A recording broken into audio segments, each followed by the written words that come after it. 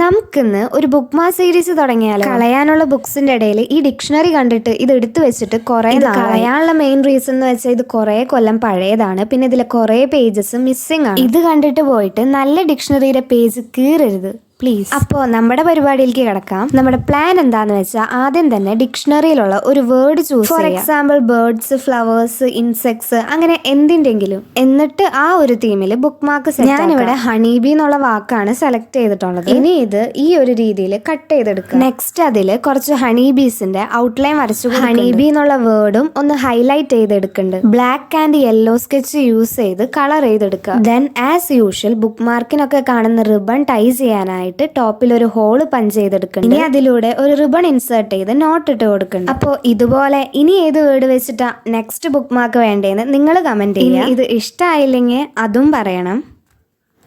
അപ്പോൾ ഇനി എന്നും പറയണ പോലെ വീഡിയോ ഇഷ്ടമായാൽ ലൈക്ക് ചെയ്യുക, പിന്നെ സബ്സ്ക്രൈബ് ചെയ്യാൻ ഒരിക്കലും മറക്കരുത്.